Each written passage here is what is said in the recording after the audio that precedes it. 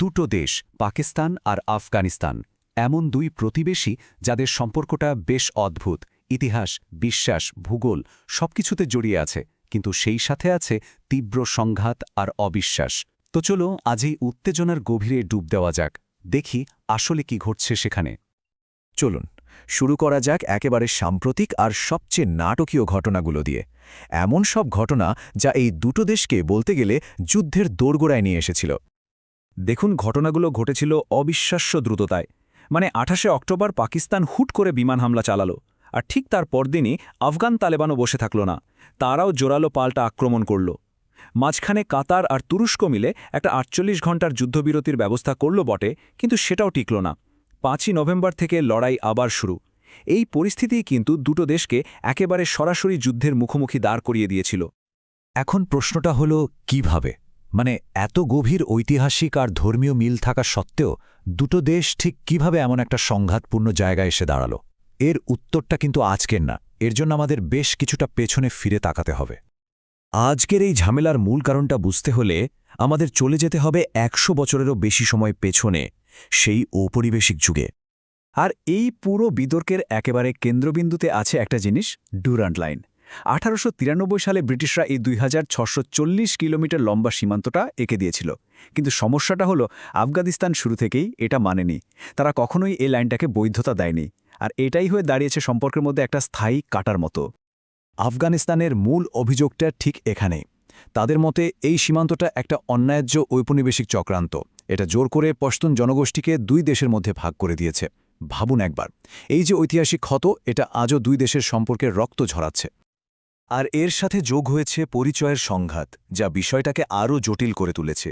দেখুন, একদিকে আফগানিস্তান, যারা নিজেদের দেখে সাম্রাজ্যের কবরস্থান হিসাবে, এমন এক অপরাজেয় জাতি যারা বড় বড় শক্তিকে হারিয়েছে। আর অন্যদিকে পাকিস্তান, তারা নিজেদের দেখে এক আধুনিক পারমাণবিক শক্তিধর আর প্রভাবশালী রাষ্ট্র হিসাবে। এই যে দুই দেশের নিজেদের নিয়ে দুই রকম ধারণা, এটাই প্রায় তাদের মধ্যে একটা অহংকারের লড়াই তৈরি করে। আচ্ছা, ইতিহাস তো হলো, চলুন এবার বর্তমানে ফেরা যাক আর দেখি সাম্প্রতিক এই সহিংসার পেছনে আসল কারণটা কি। সাম্প্রতিক এই উত্তেজনার আগুনে নতুন করে ঘি ঢেলেছে একটাই নাম, টিটিপি, অর্থাৎ তেহরিক-ই-তালেবান পাকিস্তান। এই জঙ্গি সংগঠনটাই এখন দুই দেশের সম্পর্ক খারাপ হওয়ার মূল কারণ হয়ে দাঁড়িয়েছে। পাকিস্তানের অভিযোগগুলো কিন্তু বেশ সোজাসাপটা। তাদের বক্তব্য হল 2021-এ আফগান তালেবান যখন ক্ষমতায় আসলো, তখন থেকেই টিটিপি আফগানিস্তানে একটা নিরাপদ আশ্রয় পেয়ে গেছে। আর এরপর থেকেই পাকিস্তান জুড়ে টিটিপির হামলা ভয়ঙ্করভাবে বেড়ে গেছে। পাকিস্তান বারবার অভিযোগ করছে, কিন্তু আফগান তালেবান কোনো দায়িত্ব নিচ্ছে না, আবার টিটিপির বিরুদ্ধে কোনো ব্যবস্থাও নিচ্ছে না। আর এর ফলটা হয়েছে মারাত্মক। শুধু একটা পরিসংখ্যান দেখুন, 2023 সালের প্রথম 9 মাসেই টিটিপির হামলায় পাকিস্তানের 414 জন মানুষ মারা গেছে। ভাবুন, এই সংখ্যাটা পাকিস্তানের জন্য এই সংঘাতের মানবিক মূল্য কতটা ভয়াবহ তা চোখে আঙুল দিয়ে দেখিয়ে দেয়। তাহলে প্রশ্ন হল, আফগান তালিবান কেন কিছু করছে না? আসলে তারাও একটা উভয় সংকটে পড়েছে। দেখুন, টিটিপি তাদের পুরনো মিত্র। এখন যদি তারা টিটিপির বিরুদ্ধে অ্যাকশন নেয়, তাহলে এর সদস্যরা হয়তো তাদের সবচেয়ে বড় শত্রু আইএসএসকে এর দলে গিয়ে ভিড়বে, আর সেটা তালেবানের জন্য আরও বড় একটা মাথা ব্যথার কারণ হয়ে দাঁড়াবে। এখন কথা হলো, এই যে দুটো দেশের মধ্যে ঝামেলা, এটা আমাদের জন্য বা বাকি বিশ্বের জন্য কেন এত গুরুত্বপূর্ণ? কারণ এর প্রভাব কিন্তু শুধু ওই অঞ্চলেই সীমাবদ্ধ নেই। প্রথমত, অর্থনীতি। আফগানিস্তানের মোট বাণিজ্যের প্রায় 45% হয় পাকিস্তানের সাথে। তার মানে যখনই সীমান্তে উত্তেজনা বাড়ে আর বর্ডার বন্ধ করে দেওয়া হয়, আফগানিস্তানের অর্থনীতি একেবারে ভেঙে পড়ার জোগাড় হয়। এটা তাদের জন্য একটা লাইফলাইন। এর প্রভাব কিন্তু আরও অনেক দূর পর্যন্ত ছড়ায়। যেমন এই অঞ্চলে চীনের যে বিশাল বিনিয়োগ, সেটা ঝুঁকির মুখে পড়ে। পাকিস্তানে থাকা লক্ষ লক্ষ আফগানদের নিয়ে একটা নতুন শরণার্থী সংকট তৈরি হওয়ার ভয় থাকে। আবার ওয়াশিংটনের মতো শক্তিগুলো এই অস্থিতিশীলতাকে কাজে লাগিয়ে নিজেদের প্রভাব বাড়ানোর সুযোগ খোঁজে। আর সবচেয়ে বড় ভয়টা হলো, এই ছোটখাটো সীমান্ত সংঘাত যে কোনো সময় একটা বড় আঞ্চলিক যুদ্ধে রূপ নিতে পারে।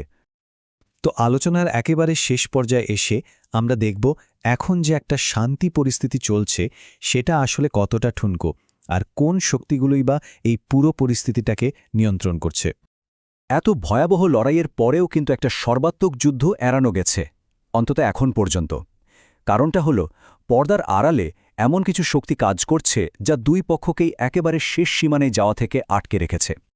আসলে পুরো পরিস্থিতিটা একটা সূক্ষ্ম দাড়িপাল্লার ওপর দাঁড়িয়ে আছে।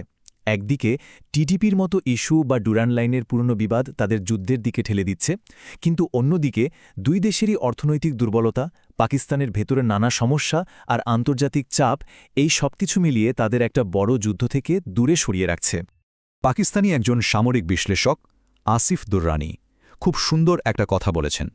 তার মতে বড় ধরনের সংঘাতে ঝুঁকি হয়তো কম, কিন্তু যতক্ষণ টিটিপি সমস্যাটা থাকছে ততক্ষণ এই সীমান্তে অস্থিরতা চলতেই থাকবে। কথাটা ভবিষ্যতের একটা পরিষ্কার ছবি তুলে ধরে, তাই না?